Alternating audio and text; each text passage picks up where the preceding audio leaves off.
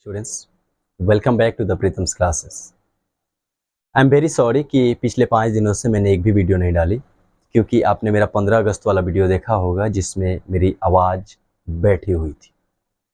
तो आवाज़ ख़राब होने के कारण से मैं वीडियो शूट नहीं कर पा रहा था, बट अब हम ठीक हैं और आज से आप लोगों के साथ कंटिन्यू। आज हम आ चुके हैं क्लास 9th के history chapter 1 the French Revolution के टॉपिक 3rd के साथ, जो है France abolishes monarchy and becomes a republic. जी हाँ, इस टॉपिक में पढ़ेंगे कि फ्रांस ने कैसे वहाँ के राजा महाराजा के शासन को ही खत्म कर दिया और यहाँ लोकतंत्र की सरकार को गठित कर लिया। पिछले क्लासेस में हम लोगों ने पढ़ा था कि वहाँ के राजा ने मजबूरन बस हमारे संविधान को एक्सेप्ट कर लिया था, मतलब फ्रांस मोनार्की से कॉन्स्टिट्यूशनल मोनार्की बन गया था। तो आप बोलेंगे कि सर, जब कॉन्स्टिट्यूशनल मोनार्की बन गया, जब राजा के पावर को लिमिट कर दिया गया, तो फिर ऐसी क्या स्थिति बनी जिसके कारण से उन्हें हमेशा के लिए हटाना ही पड़ा। तो हमें ये जानना होगा कि कॉन्स्टिट्यूशन पे साइन जरूर किया था, लेकिन ये स्थिति अभी भी तनावपूर्ण थी। कॉन्स्टिट्यूशन पे साइन करने के बाद भी हमारे जो राजा थे, लुई 16 थे, इनकी जो बात थी वो हमारे पड़ोसी देश प्रशिया और ऑस्ट्रिया के राजाओं से चल रही थी, और ये गुप्त तौर पे चल रही थी। इन लोगों के साथ एक षड्यंत्र रचा जा रहा था कि यहाँ के राजा को बचा लिया जाए। अब आप एक बात सोचेंगे कि सर, यहाँ के राजा को इस तरीके से किया जा रहा था, तो पड़ोसी देश वालों का क्या जा रहा, वो लोग क्यों इसकी सहायता करेंगे? मैंने बोला रुक जाओ। पड़ोसी देश वाले को एक अलग तरीके का चिंता पकड़ा हुआ था कि फ्रांस कहीं ना कहीं फ्रांस के लोगों को देखकर अगर उनके लोग भी ऐसा ही डिमांड करने लगे तो लुई 16 की तरह उनका भी बैंड बज जाएगा। तो प्रशिया ऑस्ट्रिया के लोग, हालांकि ऑस्ट्रिया से लुई 16 का खास रिश्ता भी था, ये उनके ससुराल वाले थे, इनकी शादी ऑस्ट्रिया में ही हुई थी, वहां की महारानी मैरी एंटोनेट के साथ, आपको याद है। तो ये गुप्त रूप से जो इन लोगों के बीच में बात चल रही थी, जो पड़ोसी देश के लोग प्लान बना रहे थे कि आने वाले समर के बाद जो भी कदम फ्रांस के लोगों के द्वारा उठाया जाएगा उस पर हम लोग धावा बोलेंगे। ये बात वे लोग कुछ करते उससे पहले हमारे यहाँ नेशनल असेंबली को पता चल गई, और इन लोगों ने अप्रैल 1792 में प्रशिया के खिलाफ युद्ध घोषित कर दिया, वार घोषित कर दिया। और जानकर यह हैरानी होगी कि यहाँ सभी लोग, यहाँ के सिविलियंस वॉलंटियर्स के तौर पे यहाँ के आर्मी को ज्वाइन कर रहे थे, ताकि बेहतर तरीके से एक जन आंदोलन का रूप दिया जा सके। उस समय फर्स्ट बार ये लोग पेरिस जाते समय एक राष्ट्रगान गाया था, मार्सिले नाम का, जिसे कंपोज किया गया था रॉजर दी लाइल के द्वारा। और मार्सिलेस का नाम इसलिए पड़ा था क्योंकि मार्सिलेस के लोगों ने ही इसे पहली बार गाया था, और मार्सिले आज वहां का फ्रांस का राष्ट्रगान है। ये वार शुरू होने के बाद यहाँ के लोगों को आर्थिक स्थितियों का सामना जरूर करना पड़ा था, क्योंकि फ्रांस के सभी मर्द वहां लड़ाई पे लगे हुए थे, और सबसे बड़ी जिम्मेदारी यहाँ के औरतों के कंधों पे था, और वह जिम्मेदारी था यहाँ के घर को कैसे चलाएं, अपना रोजी रोटी कैसे चलाएं। हालांकि फ्रांस के अधिकतर लोग चाहते थे कि ये वार होना ही चाहिए, क्योंकि 1791 में जो संविधान बना था वहाँ के अधिकतर लोगों को वोटिंग राइट नहीं दिया था। पिछले वीडियो में मैंने बताया था कि वोटिंग राइट सिर्फ उन्हीं को मिला था जिनकी उम्र 25 साल है और उनकी आर्थिक स्थिति कम से कम 3 दिन के वेजेज के बराबर टैक्स देने की है।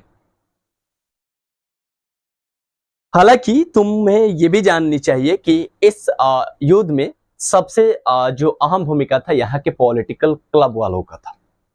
पॉलिटिकल क्लब तुम कह सकते हो एक स्टेज, एक पॉलिटिकल पार्टी के तरह काम कर रहा था। यहाँ बहुत पॉलिटिकल पार्टी था, बहुत लोग उसमें मेंबर्स से जुड़े हुए थे एक थॉट्स को लेके, और युद्ध में शामिल थे। इसमें हमें एक पॉलिटिकल क्लब का नाम याद रखना है जिसका नाम था जैकोबिन क्लब।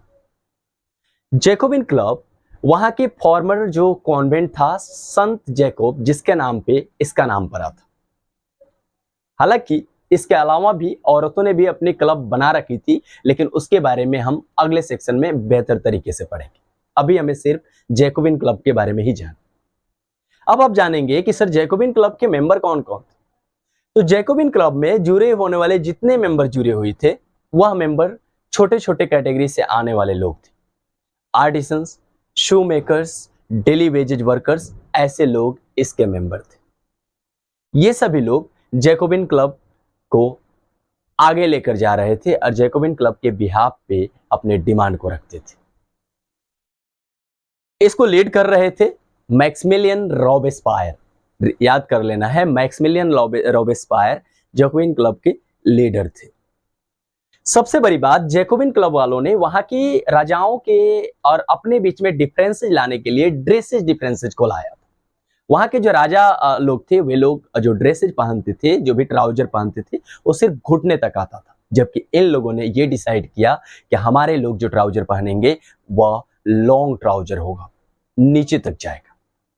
इससे ये लोग इसके करने के पीछे इनका मकसद ये भी था कि शायद हम लॉन्ग ट्राउजर पहने, ज्यादा मात्रा में दिखें, तो कहीं ना कहीं इससे उनका जो ट्रेडिशन है वो दब जाएगा।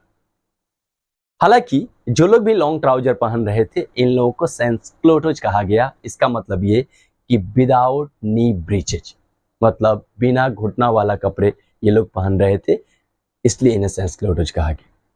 सबसे बड़ी बात थी, यहाँ के मर्द लोग रेड कैप भी लगाते थे, जो एक प्रतीक था लिबर्टी का, स्वतंत्रता का, जबकि ये रेड कैप लगाने की अनुमति वहां के औरतों को नहीं थी। स्थिति चल रही थी वहां, क्योंकि सप्लाई बहुत कम था और प्राइसेस जो थे फूड के बहुत ज्यादा बढ़ रहे थे।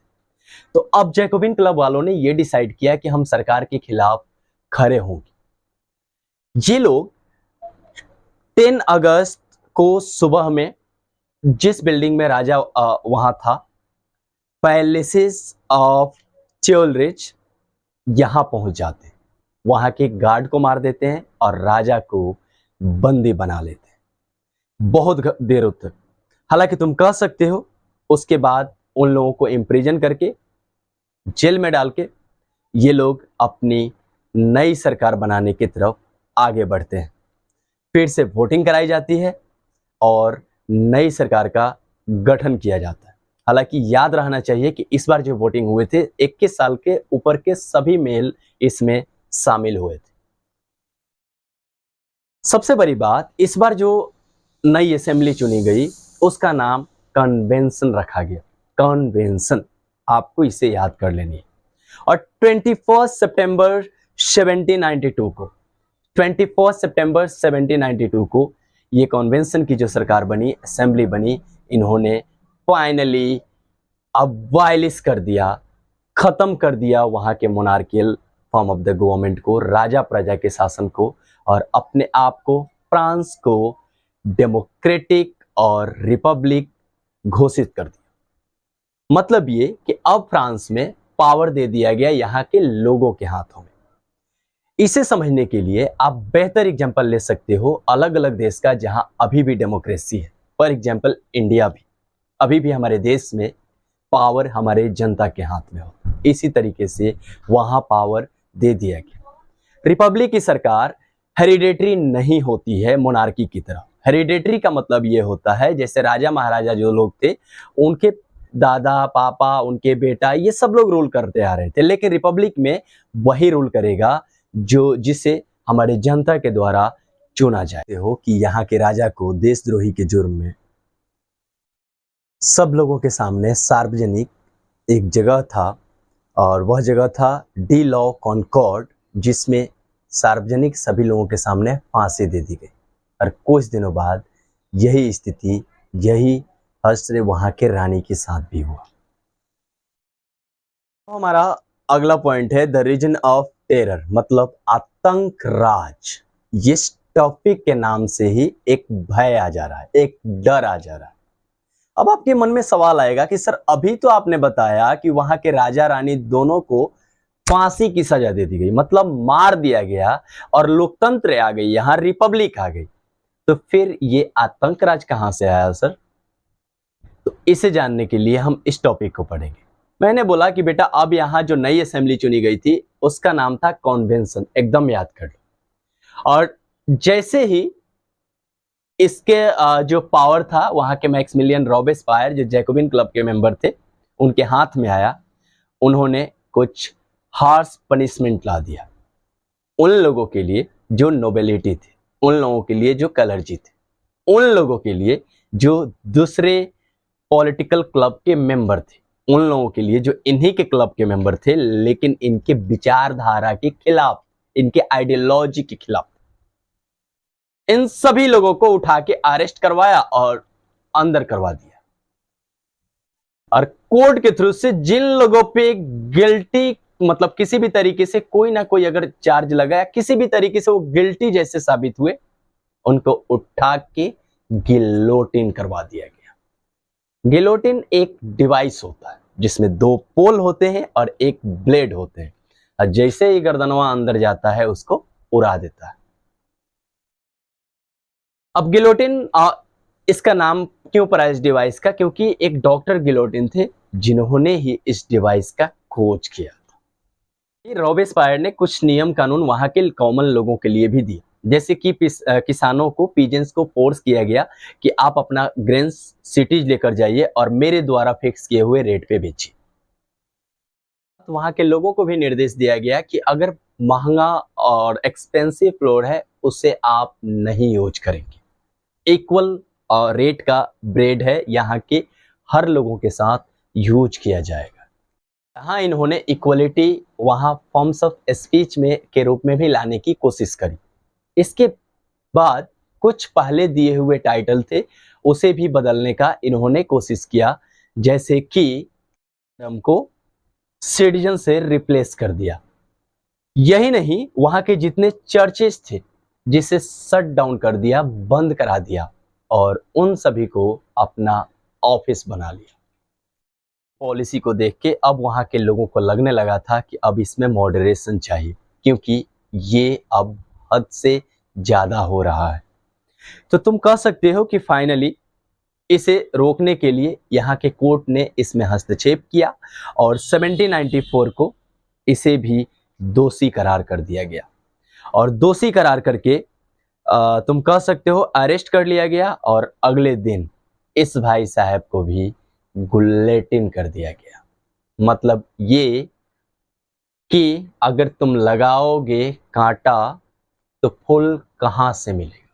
जो नियम लगाओगे वहां के जनता के लिए, उसी नियम से तुम्हें भी गुजरना होगा। तो इस तरीके का हश्र यहाँ रॉबेस्पायर, मैक्सिमिलियन रॉबेस्पायर के साथ हुआ। A directory rules France. Jacobian सरकार और जो कॉन्वेंशन की सरकार थी, मैक्सिमिलियन रॉबेस्पायर के मरने के बाद ये सरकार गिर गई और इसका फायदा मिला यहाँ के जो मिडिल क्लासेस के, थोड़ा अच्छे घराने से आने वाले लोग थे, प्रोस्पेरियस थे, समृद्ध थे, उनको। इसका फायदा उठाते हुए उन लोगों ने सबसे पहले जो नॉन प्रॉपर्टी वाले लोगों को वोटिंग राइट दिया गया था उसे खत्म कर दिया गया। और इस बार इन लोगों ने डिसाइड किया कि एक आदमी को हम मेन नहीं बनाएं, जिसके लिए 2 लेजिस्लेटिव काउंसिल का गठन किया गया, जिला परिषद का। और इसकी सहायता से एक डायरेक्टरी चुना गया जिसमें 5 एग्जीक्यूटिव मेंबर्स थे। हालांकि जो डायरेक्टरी सिलेक्ट किया गया, इनकी हमेशा जो अनबन होती थी वहां के लेजिस्लेटिव काउंसिल्स, आपसी तनाव रहते थे। और आपसी तनाव का फिर से फायदा उठाते हुए एक तीसरा व्यक्ति एंट्री लिया जो एक डिक्टेटर था, नेपोलियन बोनापार्ट। के बाद जो आइडियाज था इक्वलिटी का, इक्वालिटी बिफोर लॉ का, फ्रीडम का, फ्रेटर्निटी का, ये कहीं ना कहीं पूरे यूरोप के लिए इंस्पायरिंग रहा। और तुम कह सकते हो कि ये आने वाले समय में पूरे यूरोप को प्रेरित भी किया। आई होप दैट कि ये आपको समझ में आया होगा। हम अपने अगले टॉपिक के साथ अगले लेक्चर में मिलेंगे। आज के लिए इतना है, लेकिन अगर आपको इसमें कोई भी प्रॉब्लम है, किसी भी तरीके से कोई भी प्रॉब्लम आ रहा है, तो आप हमें कमेंट में जरूर लिखें। अगले वीडियो में हम इसे जरूर सुधारेंगे। This much for today. Thank you.